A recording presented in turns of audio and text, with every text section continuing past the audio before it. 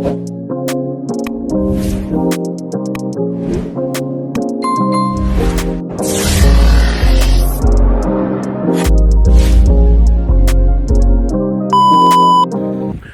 going on, family? Man, I hope you guys are having an absolutely awesome day. We are at the end of the day here where I'm at right now, and it was actually a pretty decent day, man. Still hanging in there, but what we're here to talk about is this car right here. This is a 2025 X3 XDrive30. This car right here is a loaner to me from getting the service done on my X5M. So when I got this car, I thought it was quite interesting enough that I think, well, you know what? I think we should do a review on it. Let's talk about this car, at least what I've learned about it in this very short period of time. And maybe this is something that someone is looking for, economical, fuel efficient luxury car. Yeah, let's get into it. So let's start from the outside. This car comes with a 2.0 liter inline-4 twin turbo variant that makes about 255 horsepower. It's on 19-inch dual color wheels. It has the satin aluminum roof racks on the top, or roof rails, excuse me, on the top. What else can we say about this thing on the outside that's a little bit different than the other ones? Like on the 2025s, it has a different grille. There's no seeing through the grille. Almost looks like plates. Looks really nice. It's a little bit longer wheelbase than the previous year. It sits about 2 inches or 2 to 3 inches longer. So it's actually almost about the same width or length as the X5 of the third generation. Quite interesting. This one here is in black and looks pretty nice, man. I kind of like it. The handles are a little bit different, as you notice.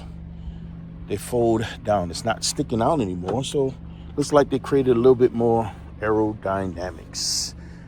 Now let's talk about what's on the inside. It has this super long, curvy display where half of it is for the driver, the other half is for the infotainment system, the iDrive system. It has really cool accent lightings that changes through different features. It also has a panoramic roof, but it's a moonroof style. You can't open it. It has 2 wireless charging bays here. It has Apple CarPlay and Android Auto. Lots of really cool tech. It does have, although this is the non-M variant, it has a sport mode. It's not as obvious in this vehicle. When I first got in it, it took a bit of learning, man, try to figure out what's in here and what's not, right?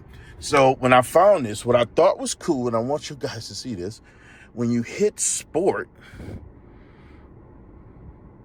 right, that's pretty cool, right? Pretty dramatic.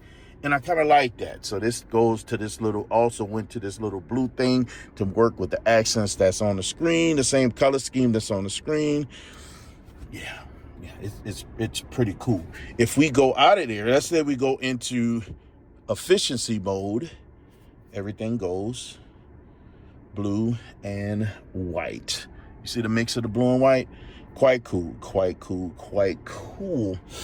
It does have the 360 camera system, so you can see completely around the car. Let's see if we can get to it. All right, so you can see completely around the car. I like that it does have a lot of automatic features, right? For example, a lot of these cars, they already come with heated steering wheel. They also come with heated seats. This car, however, knew, me being in the driver's seat, there probably some sensors. It knew to turn on the heated seats and the heated driving steering wheel, automatically without me having to hit a button on the side of the steering wheel. It was automatic. Quite cool. Did the same thing for the passenger when someone is actually sitting there. What's the other thing? It has it does have the LED headlights. Cool feature about the LED headlight. If you look down and you see see the headlight with the A, it has an automatic high beam feature. In my car, they call it anti-dazzle. They call it an auto high beam in this car. The anti-dazzle feature, what does it do? Well, let's get some light on here. Sorry, guys. What does it do? Just to turn on lights in the car, although I hit the button, I got to go here. Let's hit the middle because it turns on all the lights. Quite interesting. So the anti-dazzle feature, if you look at this A, right, you see this on the light, it has that A right there, right? So that anti-dazzle feature, what does it do? In my car, is a button I have to hit. It turns the high beams on automatically. No, it turns them on and off automatically when there's oncoming traffic. If I'm behind, if it sees another vehicle in front of me, so I'm not blinding them with the high beams. And it also, when you're in a well-lit area, when you're not in the backwoods, it automatically turns the high beams down. This feature, although I have to turn it on and off in my vehicle, is an automatic feature and is on all the time in this car. That's absolutely quite interesting. Now, when you think about all the venting in the vehicle, right, you normally see the little switches that go across, right? This vents for this vehicle is controlled right here. So this one here, it's touch sensitive, right? So as I go up, you see it goes down with my finger. If I want the air to flow off here, I bring it all the way down. If I want it to flow high, I push it all the way up. Yeah. No more seat the seat controls for switching drivers. Like if you have automatic set seats, they're here now and they're soft touch. It's not an actual button you touch. I'm not exactly sure how I feel about that.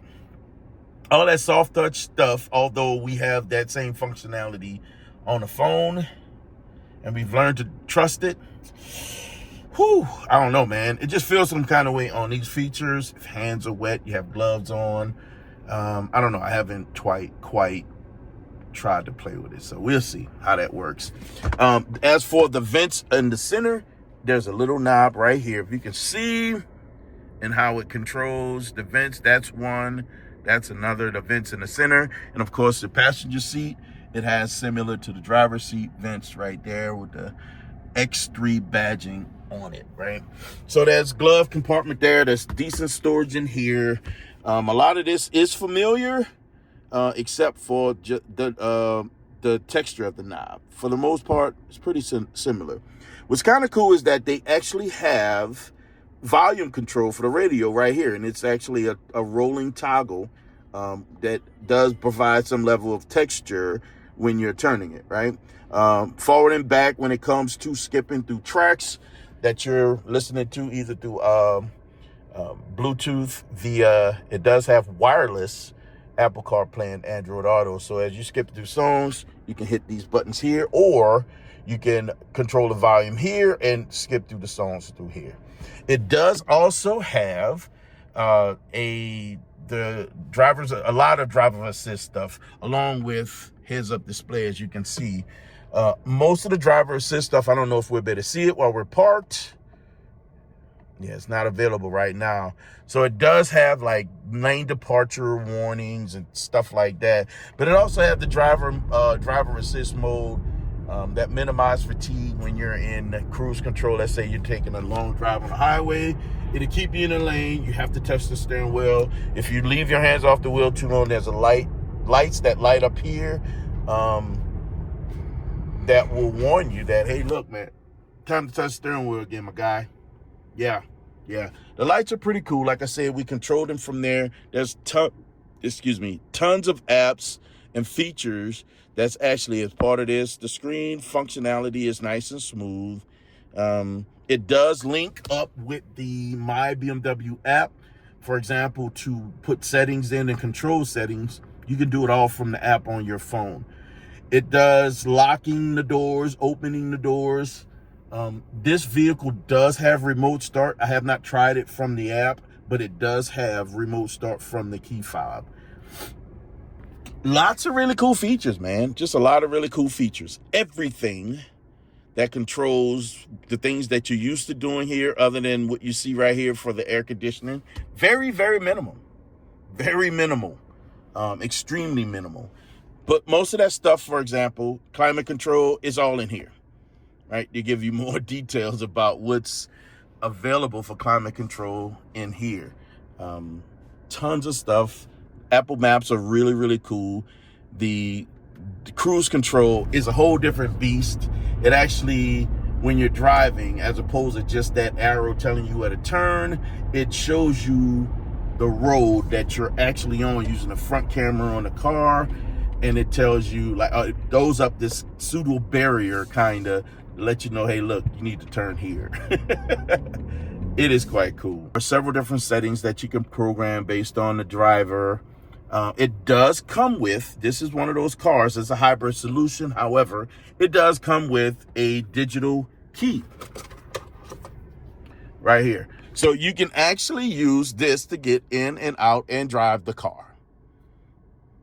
Quite cool. And if you know anything about cars with digital keys, you know that if you have an iPhone, you can program that digital key to your phone. For those who are doing two-row and things like that, you can send guys, individuals that renting your car, leasing your car, borrowing your car, whatever the case, a digital key through the phone that allows them to get in and out of the vehicle without actually having to give them a physical key. Quite cool. That means you also could control how long that key lasts and so on and so on. And here's one of the area where you can go in and you can set all that stuff up, right? The digital key. And most of the stuff that you can see, there's a live view around the vehicle.